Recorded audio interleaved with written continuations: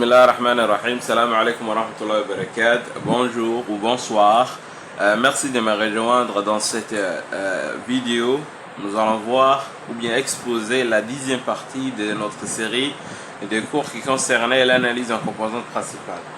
En particulier aujourd'hui, on va voir comment tracer le graphique des individus, c'est-à-dire les graphiques des coordonnées des individus. Donc allons-y, on verra sa définition. Donc les graphiques des individus est une représentation des observations sur les deux premiers composantes principales. Chaque individu est représenté par un point dont la position dépend de ses coordonnées factorielles. C'est-à-dire la position de chaque individu, on va utiliser les coordonnées factorielles.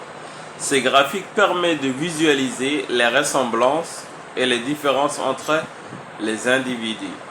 Donc les individus proches possèdent des caractéristiques similaires, tandis que ceux qui sont éloignés présentent des profils différents.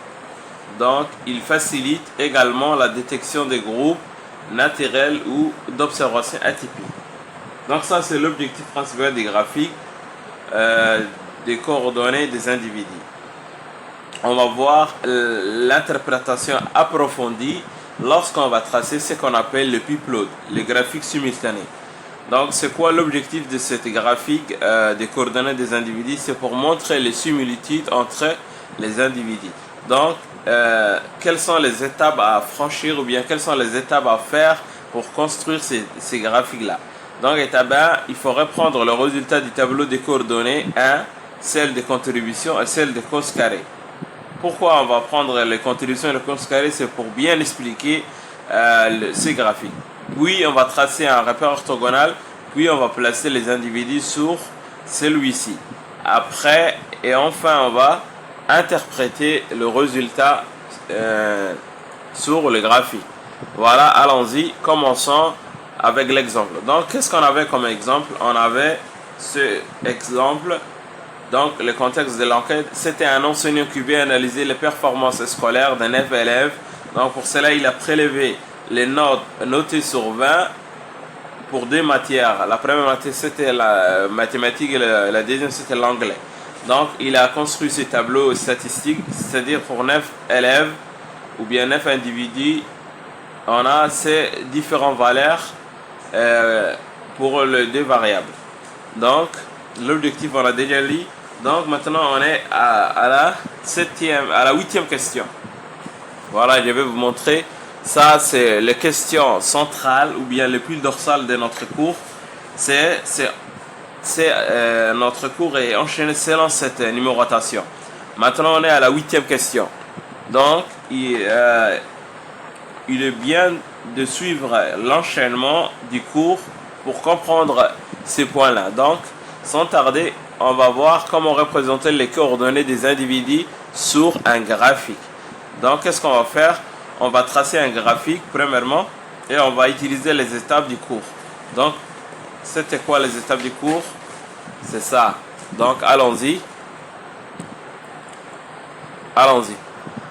Donc dans la première étape, qu'est-ce qu'on nous a dit? Reprendre le résultat du tableau des coordonnées et contributions. Et enfin, les cos carrés, c'est-à-dire la qualité de la représentation. Donc voilà les tableaux qu'on a déjà calculés dans la vidéo précédente. Voilà les différentes coordonnées pour le 9 individus. On va utiliser ces tableaux premièrement, puis on va utiliser ces tableaux deuxièmement, le tableau de contribution pour chaque individu sur le deux axes, même exprimé en pourcentage. Voilà toutes les valeurs. Donc on va utiliser de même le tableau de cosinus carré des individus, c'est-à-dire la qualité de la représentation de chaque individu par rapport aux axes. Voilà. Donc maintenant on va passer à l'étape 2. Donc on a repris. Ça veut dire qu'on va utiliser ces trois tableaux pour arriver à la fin. Donc allons-y, étape 2. Donc voilà la deuxième étape, on va tracer les graphiques ou bien le repère orthogonal. Donc pour gagner du temps, j'ai déjà tracé voilà les graphiques. Donc les graphiques dont on va utiliser va avoir cette forme, un graphique qui est constitué de deux axes. Le premier axe, c'est celui de l'abscisse, on le nomme F1. Le deuxième axe, c'est celui de l'ordonnée, on le nomme F2, c'est-à-dire axe 2. Donc, c'est un repère orthogonal parce que les deux axes sont perpendiculaires. Voilà la partie positive et la partie négative pour l'axe 1. Et axe 2, partie positive, partie négative. Donc, maintenant, on va passer à l'étape 3. Allons-y. Donc voilà la troisième étape. Qu'est-ce qu'on nous a dit? Placer les coordonnées des individus sur les graphiques. Donc on va faire cette opération ensemble. On va placer les individus selon leurs coordonnées. Donc allons-y. Pour le premier individu, qu'est-ce qu'on a? On a moins 6,74 et 3,76. Donc pour axe 1, on va se positionner sur la partie négative de l'axe 1. Donc moins 1, moins 2, moins 3, moins 4. Moins 5, moins 6. Donc on est là. Moins 6. Donc moins 6, c'est pas moins 6 pile, mais c'est moins 6,74. C'est jusqu'à ici. Donc voilà la première, le premier coordonnée. Après, on va se positionner sur, parce qu'il possède deux coordonnées. L'une, c'est l'abscisse et l'autre, c'est l'ordonnée. Puis, on va regarder l'ordonnée, c'est positif. On va se positionner sur la partie positive. Donc c'est 3,74, 1, 2, 3, c'est jusqu'à ici. Donc on va faire comme ça, tac, tac, tac, tac. On va faire des pointillés, puis on va faire un croisement entre les coordonnées de l'ordonnée et celui de l'abscisse. Donc on va placer ici notre premier individu. Donc on va dire individu 1. Voilà son premier coordonnée. Maintenant on va faire la même chose pour l'individu 2. On a moins 2,9, toujours dans la partie négative. Donc notre abscisse c'est moins 2,9, c'est jusqu'à ici. Voilà. Et 1,69. 1,69, c'est jusqu'à ici. On va faire la même chose, comme ça. Et en bas, comme ça, on va placer le croisement individu 2. On va dire individu 2. La même chose pour le troisième individu. Mais cette fois-ci, c'est l'autre cadran.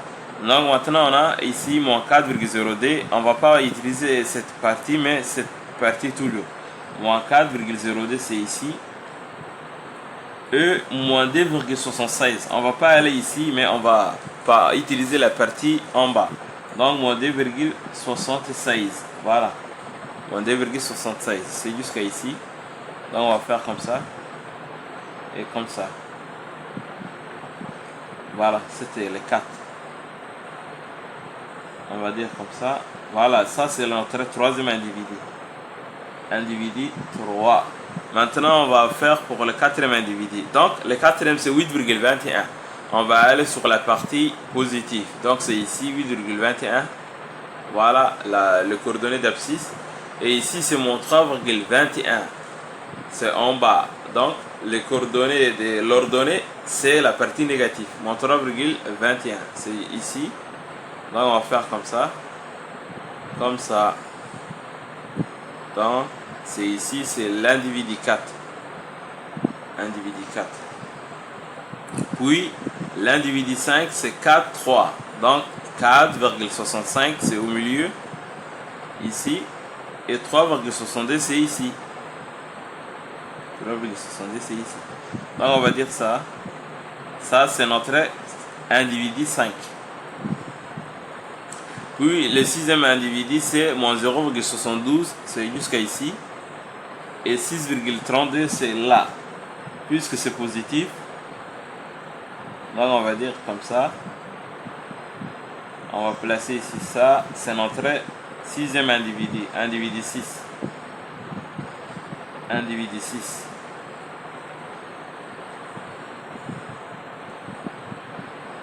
Voilà, maintenant on est le septième individu, c'est moins 3,17. Moins 3,17, c'est jusqu'à ici. Moins 3, non, c'est ici. C'est moins 1, moins 2, moins 3. Donc moins 3,17, c'est jusqu'à ici. Voilà. Et moins 6,51, c'est en bas. Donc ça va devenir comme ça. Moins 3,17. Donc l'individu 7 va se positionner ici. Voilà. Donc, enfin, les deux derniers individus. On a le 8e individu, c'est 2,97, c'est ici, avec les virgules. Et 4,24, c'est ici. Donc, qu'est-ce qu'on va faire? 2,97, on va dire comme ça. Donc, c'est le 8e individu. Maintenant, on va placer le dernier individu, c'est 0,67 et mon 3,82. Voilà, mon 3,82 en bas et ici mon 0,67. Donc, c'est ici que va se positionner l'individu 9. Donc, c'est de cette manière-là qu'on place ou bien qu'on fait le placement des individus sur le graphique des coordonnées des individus. Donc, maintenant, on va faire l'interprétation à deux niveaux. Donc voilà, une fois qu'on a terminé le placement des coordonnées selon leur valeur numérique, on a trouvé comme résultat ou bien comme figure de représentation ça. J'espère que c'est visible. Donc maintenant, qu'est-ce qu'on va faire? On va regarder notre définition. Qu'est-ce qu'elle nous disait? Elle nous disait si ou bien plus les individus sont proches, plus ils possèdent des caractéristiques similaires. Donc, on